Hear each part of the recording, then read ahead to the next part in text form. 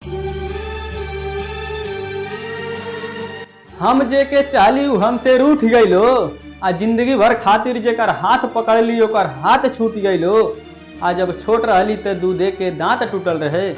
आ ये भाई अब जवान भइली त जवानी में हमार दिलवे टूट गई। हाँ तो दिलवा टूटल रहे, का करे बा उसे अब जोड़ी के का हुई। तो भाई लोग आते हैं हम लोग अपने टॉपिक पे, पृथ्वीराज चौहान और मोहम्मद गौरी। आप लोग समझ सकते हैं इस हेडिंग से कि हम लोग पृथ्वीराज चौहान और मोहम्मद गौरी के बारे में पढ़ेंगे। आखिर मोहम्मद गौरी किस प्रकार से आया और भारत पे अपना कब्जा जमा लिया दिल्ली की राजगद्दी पर। और यहाँ पे देखिए पृथ्वीराज चौहान जो दिल्ली की राजगद्दी पर बैठे थे वो किस प्रकार से मोहम्मद गौरी से पराजित हो गए, और जो राजा जयचंद थे वो किस तरह से पृथ्वीराज चौहान से गद्दारी किए। यहाँ पे देखिए पृथ्वीराज चौहान जो थे उनको बताते हैं कि सब शब्दवेदी बाण से मोहम्मद गौरी को मार दिए थे, लेकिन ऐसा सिर्फ उनके दरबारी कवि चंदबरदाई ही बताते हैं।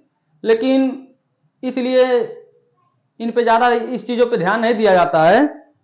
लेकिन असलियत यही है कि मोहम्मद गौरी इनको बंदी बनाकर ले गया और युद्ध नीतियों का उल्लंघन करके इनको बहुत बुरी तरह से मारा था।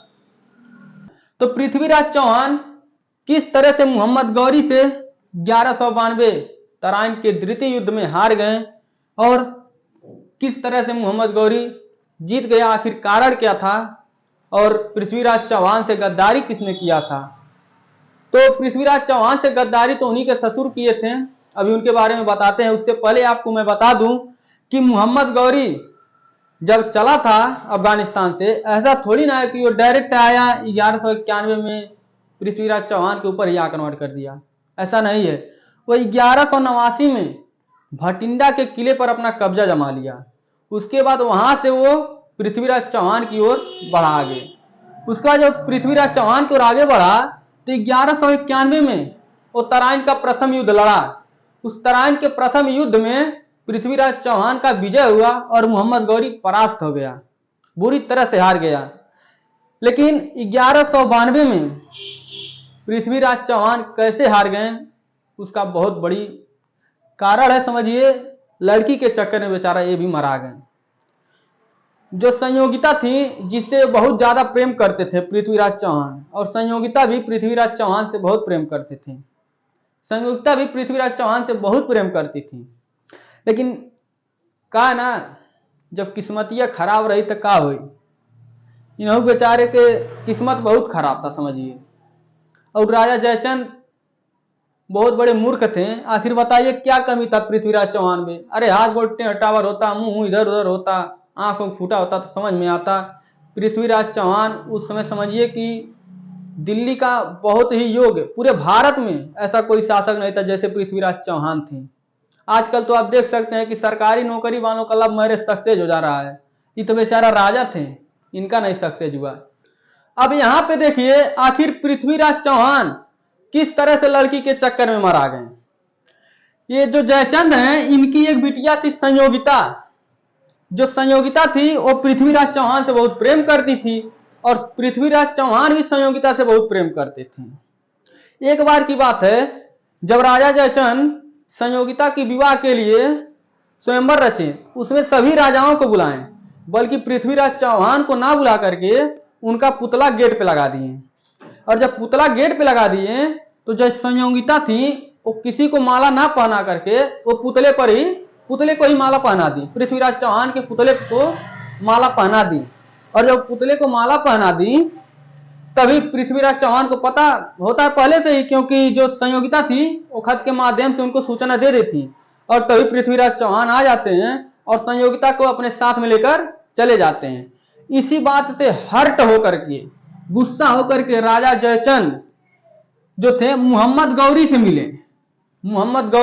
अब मोहम्मद गौरी तो एकदम गदगद, समझिए, सोचता था किस तरह से पृथ्वीराज चौहान को मारे। अब पृथ्वीराज चौहान कैसे मरा गया, देखिए राजा जयचंद मोहम्मद गौरी से मिला और मोहम्मद गौरी और राजा जयचंद दोनों मिल करके पृथ्वीराज चौहान को तराइन के द्वितीय युद्ध में हरा देते हैं।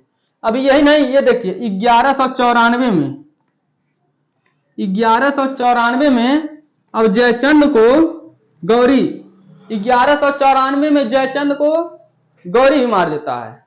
तो राजा जयचंद कहते हैं आखिर तुम हमारे साथ गद्दारी कर रहे हो। तो मोहम्मद गौरी कहता है हम तो मान लो दूसरे जगह के हैं, तुम हमको कह रहे हो गद्दारी कर रहे हो, लेकिन तुम क्या किए, अपने ही बिटिया को मरवा दिए, अपने ही दामाद को मरवा दिए। ये गलत नहीं था? आखिर सही बात है, बताइए।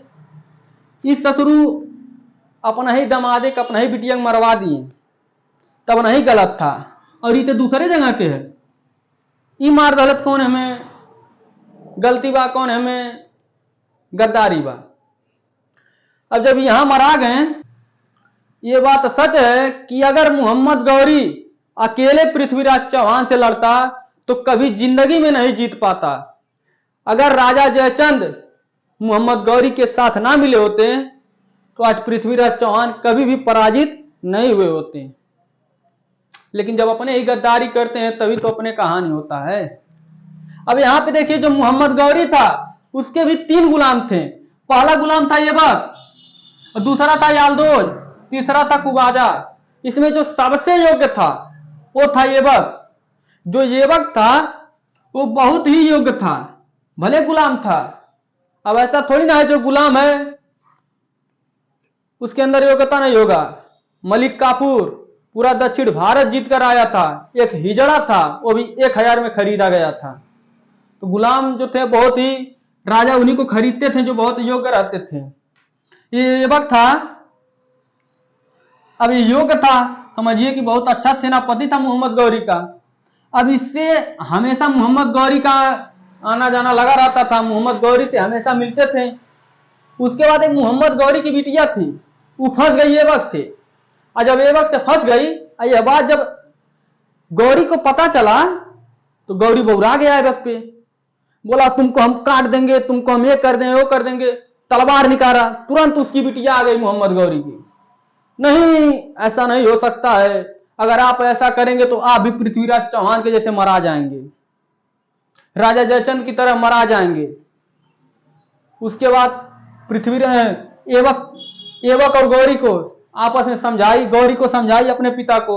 उसके पिता बोले बात तो एकदम हमारी बिटिया सही कह रही है, वहीं से मान गए और ऐबक का जो है विवाह करा दिए अपनी बिटिया से।